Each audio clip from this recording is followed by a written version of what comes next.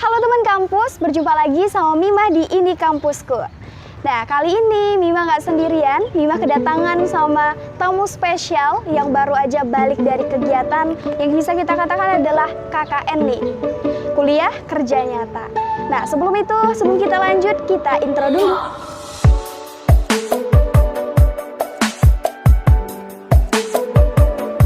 Halo, saya Chandra. Halo, saya Kimisna Lini. Halo, saya Tiffany Putriamoya. Selamat datang di Ini Kampusku.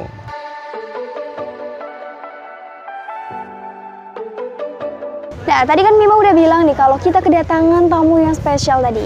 Nah, langsung saja ya, tanpa berlama-lama kita sapa langsung pembicara kita.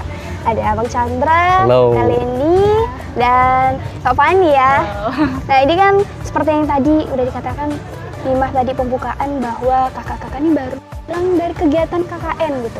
Iya. Nah, ini Mima pasti bukan hanya Mima, tapi teman-teman di rumah juga pengen tahu dan banyak pertanyaan yang ada di benak-benak kami nih terkait KKN. Karena kan kalau yang Mima tahu ini dapat informasi, ini cuman beberapa orang dari perwakilan Untan ya. Nah, kalau boleh tahu nih Kak, ini perwakilannya nih setiap fakultas Kak atau bagaimana gitu? Mungkin dari Abang Chandra. Iya, aku dulu ya terkait ya, KKN tematik. Khususnya aku ya bukan tematik dari Untan, LPPM daerah, tapi tematiknya KKN kebangsaan dan KKN bersama, dan kebetulan itu BTS PTN Barat dan BTS PTN Timur itu gabung kerjasama buat collab untuk KKN bersama dengan judul itu KKN kebangsaan, dan kebetulan lokasi atau tuan rumahnya itu di Palangkaraya, tepatnya di Kalimantan Tengah. Kalau dari Kak Leni sama Kak Fani, itu gimana? Kalau kami itu KKN tematiknya khusus yang dari LPPM Untan. Jadi seuntan ada beberapa fakultas yang pergi KKN. Kemarin kebetulan kami itu ada 10 orang dari berbagai fakultas. Dan itu juga diselenggarakan di dalam kota, ibaratnya kayak di Kalimantan Barat, itu letaknya di Bengkayang. Di dekat perbatasan ya, perbatasan Jagoy Babang. Seperti itu. Jadi tadi kan kalau Bang Chandra di Palangkaraya ya, di Iya. Kalimantan Timur. Nah, sedangkan kalau dari Kakak Fani sama Kak Leni nih masih di pencakup Kalimantan Barat lah ya, di Bengkayang. Nah, jadi kan Kak ini dari permulaannya nih, masih banyak sih sebenarnya pertanyaan Mima ataupun kawan-kawan di rumah yang pengen tahu nih seluk-beluk kegiatan kakak dan abang nih. Mima jadi penasaran nih, gimana sih ceritanya Kak, pengalaman dari awal sampai akhir kegiatan nih Kak, boleh diceritain nih? Sebenarnya banyak sih ya cerita yang menarik banget, terutama kayak dari awal kita berangkat sampai kita pulang itu semuanya udah benar-benar kayak nyentuh diri kita untuk benar-benar merasakan pengalaman langsung. Mulai dari kita kayak berangkat itu udah benar-benar sangat. Persiapannya juga cepet banget. Iya. Karena kita pelepasan gitu H-2 itu hari Selasanya kita langsung berangkat. Jadi kayak kita langsung nentuin ketuanya siapa segala macam, terus apa-apa yang mesti dibawa ke sana juga, karena ini juga sama-sama pengalaman satu kali semuanya kan. Jadi kayak gitu. Ya sama kayak waktu kita berangkat itu kan ada pembagian di mobil satu nih siapa aja gitu. Itu tuh saking kita nggak kenal tuh kayak ngerasa aku duduk sama siapa sih kayak gitu kan. Dan juga kalau untuk aku pribadi waktu aku di mobil itu aku nggak ngomong sama temanku karena belum kenal. Iya, begitu juga aku hampir sama dengan mereka terkait pengalamannya terkait sebelum ke lokasi ya. Sebetulnya ada pembekalan juga di kantor LPM. Itu pembekalannya 2 hari, 2 hari sosialisasi, terus H-1-nya tuh besoknya tuh kami langsung berangkat ke bandara. Dan juga ya hampir sama juga dengan mereka terkait pengalaman juga siapa sih yang duduk satu bangku sama aku di pesawat gitu kan. Tiketnya nih, aku duduk sama siapa nih di pesawatnya nih, di samping aku tuh siapa gitu, penasaran. Dan cukup bagus ya, nambah kawan juga di beda fakultas gitu pengalamannya. Mantap sih, jadi Mima ambilnya memang bisa menambah relasi lagi lah ya. Iya benar. Betul. Sampai pernah ada yang nyeletuk tuh kayak kalian kan berasal dari fakultas yang berbeda tapi bisa serumah dan nggak pernah marahan gitu. Kok bisa ya, Kok bisa ya? Iya. Kayak ada rasa ikatan batin gitu ya. Iya betul. Sebenarnya mau nggak mau juga karena kita tinggal di sana juga sama-sama sebulan kan. Ya mau nggak mau harus deket, harus Deket. mengerti lah. Nah, itu tadi kan pengalaman dari kakak abang berangkat gitu kan. Nah, untuk kegiatan di sana tuh ada apa aja sih yang dilakukan sama kakak abang di sana? Oh ya, untuk dari aku terkait KKN kebangsaan dan KKN bersama, kami setibanya di Palangka, tepatnya tanggal 17, itu kami langsung dah disambut di bandaranya sama kawan-kawan Palangka. Mereka antusiasme sekali nyambut kami gitu kan. Terus dijemput pakai bis, diantar ke asrama haji. Itu kegiatannya 3 hari itu pembekalan di Palangka. 3 hari, hari pertama itu pembukaannya dibuka oleh Ibu Megawati. Terus diisi juga Menteri Pendidikan dan Kebudayaan dari Riset dan Teknologi Pak Nadiem Makarim, meskipun diwakili sekretarisnya, dan juga itu Menteri Pariwisata Bapak Sandiaga Uno. Tepatnya tuh habis 3 hari pembekalan, hari ke tanggal 19-nya kami langsung berangkat ke lokasi KKN dan diantar juga pakai bis sama kawan-kawan di Palangka. Nah, pas diantar pakai bis di kabupatennya ada pembukaan lagi. Iya, pembukaan di sana, penyambutan oleh Bupati Kabupaten Kapuas. Selesai penyambutan, kami dijemput oleh kepala desa masing-masing, tepatnya kepala desa Sumber Alaska, desa tempat lokasi kami KKN. Dan sesampainya di desa diantar dari kabupaten, kami pembukaan lagi nih, penyambutan lagi di camatnya gitu. Jadi benar-benar kayak diistimewakan gitu ya, kayak ya anak kandung gitu, spesial gitu, kaget juga. Makan pun ditanggung semua. Nah, sehabisnya dari itu kecamatan dengan kagetnya kami di balai desanya, di desanya tuh disambut dengan meriah oleh masyarakat desanya. Udah nunggu semua tuh dari perangkat desa, ibu-ibu dan warga sekitar terkait penyambutan kami. Masyarakat antusias. Iya, antusias sekali. Iya, sampai ya ada di itu juga disiapkan juga Babinsa untuk mengawal kami selama 1 bulan gitu, menjaga. Wah, memang spesial sekali sih. Iya. Karena memang tamunya spesial. Iya, benar. Nah, tadi kan dari Bang Chandra nih, kalau dari Kak Fani sama Kak Lini nih, mana? Kalau kami tuh mungkin karena konteks ibaratnya KKN-nya beda kali ya. Kalau ini kan kebangsaannya lebih nasional, jadi yang datang pun tamu-tamu besar kan. Kalau kami kan KKN tematik yang ibaratnya kayak jatuhnya pun hanya di masyarakat aja. Jadi kayak yang datang untuk nyambut kami pun hanya masyarakat lokal kayak ketua adatnya ataupun orang-orang kepala desanya ya, RT, betul, hanya yang seperti itu. Menarik sih. Tapi entah dari kebangsaan atau tidak, tapi penyambutannya nih memang masyarakat antusias. Iya. Iya, betul. Kakak abang. Tapi memang spesial. Spesial. Nah, Kak, Bima juga mau nanya nih, apa aja sih kegiatan ataupun proja yang dilakukan selama di lokasi? Terkait proja kami ya pas KKN itu sebetulnya sudah dibikinkan subtema, tema besar itu, yaitu tema itu penguatan penerapan falsafah Rumah Betang sebagai program kemandirian pangan gitu. Nah, terkait hal ini kebetulan di Kalteng terdapat lahan food estate yang luasnya tuh jutaan hektar itu. Nah, terkait hal itu ada beberapa subtema pilihan, khususnya itu menyangkut penguatan budaya, pertanian, dan lain sebagainya. Nah, di sini karena kami mengambil di desa kami nggak termasuk wilayah food estate, dan nggak kebagian lahan food estate, jadi untuk menganalisa masalah terkait program kerja kami, jadi kami melakukan survei 4 hari. Nah, dari survei 4 hari itu kami survei ke sekolah, ke tempat pertanian masyarakat, UMKM, dan lain sebagainya. Jadi kebetulan di situ tuh ada anak film, perfilman jurusannya, ada anak teknik, arsitektur, ada ekonomi juga. Pokoknya lintas jurusan deh dalam satu kelompok tuh. Nah, jadi kami ngambil kesimpulan bahwa kami ingin membuat itu eksplorasi prototype farming design, yaitu dengan menggabungkan 2 media. Yang pertama hidroponik dan aquaponik. Dan program itu terintegrasi juga sama ke permasalahan stunting. Jadi yang ditanam tuh dikaitkan sama isu stunting. Soalnya di desa di Kecamatan Dadahop ya khususnya.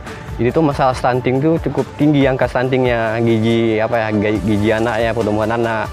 Jadi yang ditanam tuh kami collab juga sama Dinas Kesehatan sana mengenai sosialisasi stunting langsung dengan program kerja kami, yaitu eksplorasi prototype farming design tentang pokoknya sistem media tanam yang terintegrasi langsung itu. Mungkin itu aja ya.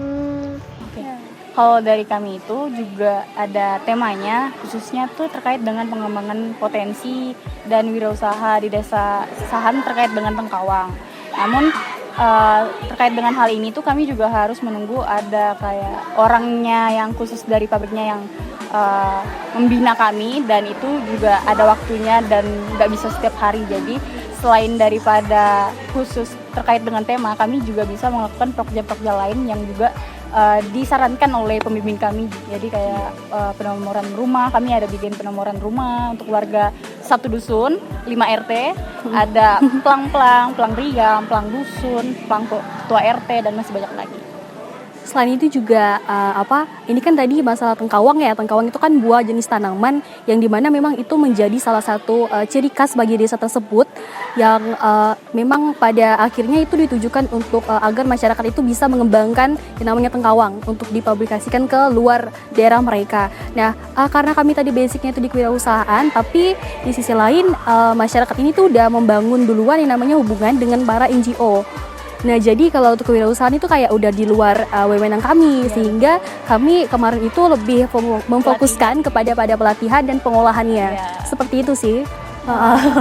Berarti kan tadi memang udah ditentukan dari Prokjanya sendiri, ada tambahan untuk kayak di lingkungan. Iya benar, untuk ke masyarakatnya itu ada gitu. Kami juga kemarin, maaf untuk ada ninggalin kayak kenang-kenangan ya kepada masyarakat. Selain dari Prokja yang kami lakukan, yaitu kami ada nyebarin atau membagikan kepada setiap rumah itu bibit tanaman. Ya, satu rumah satu bibit. Iya, bibit tanaman itu banyak sekali. Ada jengkol, kemudian durian, ada pucuk bunga merah. Itu pokoknya banyak deh. Sama pinang kalau nggak salah. Karena di sana itu pinang itu cukup jarang ditanam sama masyarakat. Jadi kami bagikan. Selain itu, selain di masyarakat juga kami ada nyebarin bibit itu di hutan adat mereka. Nah, informasi yang menarik, hutan adat mereka itu sekarang udah tidak bebas akses lagi. Jadi tidak semua orang bisa masuk ke hutan adat mereka. Gitu. Bukan hanya Prokja yang udah ditentukan, tapi juga langsung berhubungan masyarakat. Iya. Sedikit tambahan juga ya tentang Prokja kami, yaitu kami bikin film di sana. Mewah ya. Iya. Sampai bikin film. Iya, 2 hari itu kami syuting dengan aktor yang melibatkan anak-anak desa di sana, dengan Pak Lamijan, Pak Lamijan. Anak kecil tuh namanya tuh Pras, masih ingat aku sampai sekarang. Pokoknya asik sekali. Itu filmnya tentang apa? Tentang apa? Filmnya tuh sebetulnya tuh tentang kritik juga, tentang susah sinyal. Sebelum kan ada film susah sinyal, kami ngambilnya tuh sinyal aja gitu. Karena merasakan juga ya kita. Iya, merasakan juga. Di sana tuh anak kecil tuh kalau main HP atau main game di bawah balai desa. Itu kayak hotel bawah desa tuh.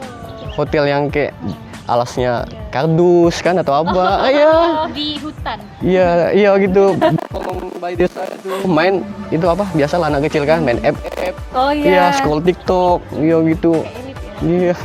Mereka lebih ke kayak main gadget kan. Kalau misalnya kami anak-anaknya tuh datang ke rumah kami, pada sering gitu. Iya, kayak lagi naik tosa tuh. Nah, mereka lari-lari ikut naik. Pokoknya tuh kayak mereka tuh kayak bener-bener ngerasa kami tuh berharga sekali lah gitu. Sampai pas pulang itu mereka nangis. Nangis bener. Di belakang rumah kami mereka nangis sembunyi. Saking segitunya sama kami. Wah, itu sih jadi pengalaman yang sangat menarik lah. Iya. Di masyarakat kayak ada rasa kedekatan dengan para kawan-kawan nih kan. Apa sih pengalaman ataupun cerita yang menarik banget, berkesan lah untuk abang sama kakak di sana? Ini dari aku dulu ya. Oke, boleh. Kalau dari aku tuh lumayan banyak ya, tapi ini aku bagi aja yang mistis dan non mistis gitu ya. Kalau non mistisnya kayak yang paling berkesan tuh kita kayak keluarga, jadi ya kayak kekeluargaan gitu sama masyarakat situ tuh. Jadi misalnya mereka ada acara, kami diundang makan gitu. Dan terlebih lagi kan mitos KKN itu kan cinlok kan, itu Tapi konsepnya tuh itu apa ngiri sekali kalau aku tuh Jinlok ya. DPL kami tuh bilang di antara berempat kalian cowok itu salah satunya ada yang naksir. Dan celakanya yang Mbak K ya tuh, aku sebut K aja ya, Mbak K, ya, Mbak Kunti itu ya, iya, Mbak K sukanya ternyata sama aku. Iya, kaget juga loh, sumpah.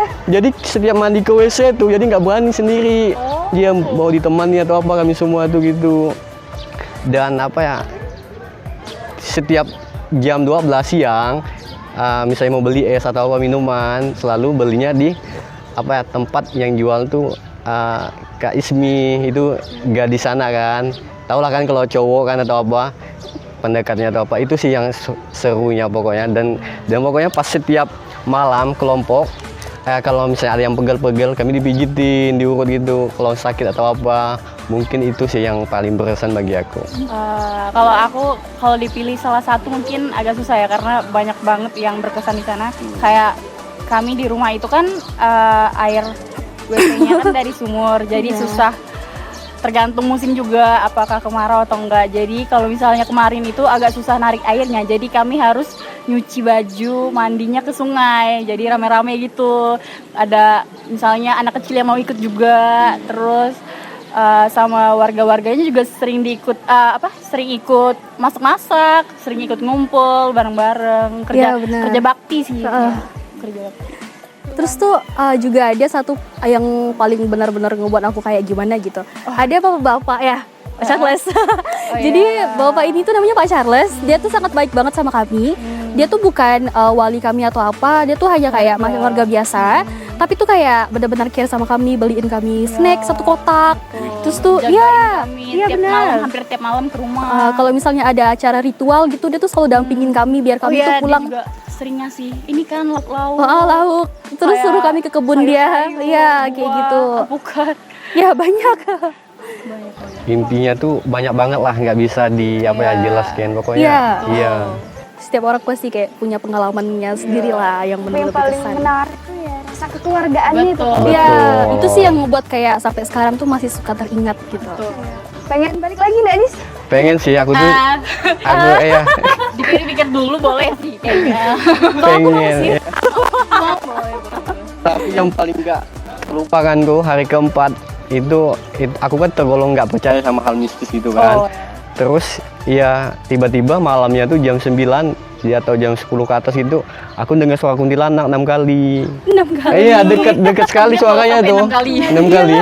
Tapi dihitung gitu, kaget gitu kan. Ada suara yang kayak nangis atau apa kayak gitu. Ini suara apaan? Tapi kawan yang di samping tuh namanya kayak lemah lentok itulah kan. Tipikal orangnya tuh kayak Chandra, katanya ketakutan, dan kami langsung kabur itu ke balai desanya. Iya. Aduh, serem banget pengalamannya macam-macam dan semuanya berkesan sih. Iya. Kayak menarik banget dari pengalaman yang berkesan banget bagi kakak. Nah ini memang mau nanya nih kak, dan saya dengar nih informasi ada yang baru belajar toksa sama yang ulang tahun deh di kegiatan ini. Sebenarnya bukan emang belajar pengen netoksa, cuman emang kayak iseng aja sih waktu itu. Kayak gimana sih rasanya bawa tosa, tapi ternyata bisa juga ya. Tapi kalau Pani pribadi nggak berani sih kalau bawa tosa di jalanan yang kayak gitu, kecuali jalanan mulus mungkin bisa lah dikit-dikit gitu kan. Pengen nyoba aja. Terus kayak bawa motor warga kan, kalau misalnya biasalah motor orang di kampung tuh kan bentuknya kayak gimana kan, udah nggak ada badannya lagi kan, tinggal kerangka tulangnya aja, jadi remnya juga nggak ada, jadi dia motor gigi nggak ada gigi belakangnya, tapi tetap saya coba bawa ke Riam itu tetap bisa. Jadi seru banget sih pengalamannya. Seru banget ya kak. Jadi bisa naik tosa ya kak. Iya. Nah tadi kan belajar pakai tosa. Sekarang katanya ada yang ulang tahun ya tadi Iya, kemarin tuh ceritanya kan memang pada tanggal 12 Agustus sampai 13 Agustus itu kami ada pelatihan dari ICS ya. Iya, ICS. Nah, ICS itu memang dari Tengkawang Layarnya. Tengkawang Layar tuh namanya tempat yang tadi sempat disinggung.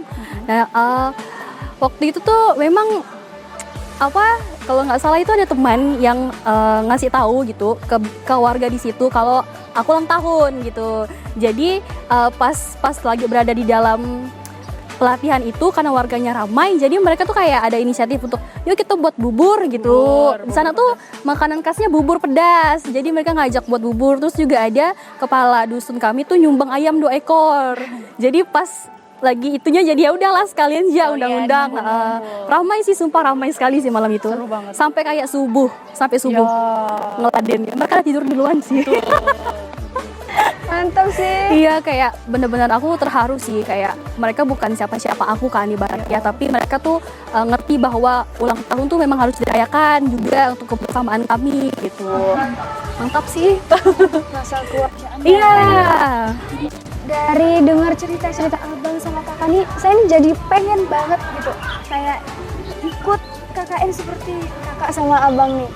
Itu gimana, mungkin ada pesan ataupun kesan yang ingin disampaikan sama kakak, abang, sama teman-teman di rumah gitu, gimana biar bisa ikut KKN gitu? Ya mungkin boleh dari aku atau kamu? Iya, ya mungkin dari aku dulu ya terkait pesan dan kesannya. Aku simpulkan saja ya, aku gabungin aja. Terkait pesan dan kesannya tuh awalnya tuh kayak gabut aja kan, pengen healing gitu. Tapi kayak ini udah deh, aku tuh kayak cukup dia rebahan atau main HP sekolah apa. Aku tuh kepengen kayak nge-push diri gitu, nge-progress diri. Bukan hanya orang lain, tapi diri aku pun bisa gitu. Nah kebetulan dapat infonya dari Mas Audi di story Instagramnya. Wih asik nih, kayaknya di luar gitu kan. Ya udahlah cobalah gitu, coba dan kebetulan alhamdulillah lolos seleksinya. Iya. Jadi intinya buat kawan-kawan jangan takut untuk mencoba, coba aja, jangan selalu diam di rumah atau rebahan atau apa. Dunia luar tuh luas loh. Nggak hanya melulu soal ruangan kos ataupun rumah gitu. Intinya jangan takut untuk mencoba. Dar, aku setuju juga dengan kata Chandra, terutama kayak awalnya aku mikir kan kalau untuk ikut KKN tuh pasti kayak gabung sama orang-orang kan yang nggak dikenal gitu, kayak aku ngerasa bahwa belum tentu yang ini cocok dengan aku, apalagi serumah. Nah tapi setelah melakukan itu atau melaksanakan kegiatan KKN, ternyata nggak seperti yang aku bayangin juga gitu, nggak seburuk itu, bahkan kayak orang lain tuh kayak peduli sama aku, sama kita semua gitu, kayak ya saling lebih melihat ke luar sih, nggak hanya ke dalam diri sendiri ya. Semangat ya sih pasti. Kalau dari aku mungkin KKN kalau di pikiran teman-teman udah berat duluan kan di otak, di pikiran kita. Sebenarnya itu cuma ada di pikiran aja. Jadi untuk teman-teman kalau mau ikut KKN rajin-rajin cari informasinya.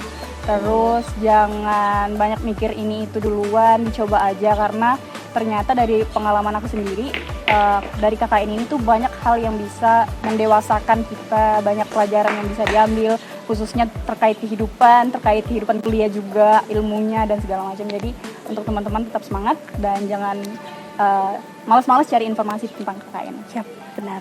Oke Kak, untuk Kak Fani nih ya, mohon maaf agak ke pribadi gitu Kak. Nah dengan rambut Kakak seperti ini gimana nih Kak? Wow. Sebenarnya nggak nyangka juga kalau bakalan KKN gitu dalam waktu dekat ini, karena aku juga baru dapat informasinya dan segala macam kan dalam waktu dekat, sedangkan aku pirang itu udah sebulan 2 bulan, jadi datang ke sana mau nggak mau udah pirang gini kan. Jadi pas di desanya itu banyak orang-orang dari desanya ngira kalau aku tuh emang beneran bule katanya. Terus ya udah aku bilang aja bukan, bisa ngomong bahasa Indonesia gitu. Orang-orang kalau ngomong sama aku kalau misalnya di atas tosa tuh banyak yang dada-dada gini tuh terus bilang hai halo gitu-gitu. Ya.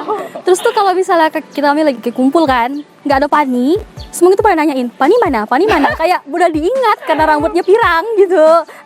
Banyak terkait dengan itu sih. Iya.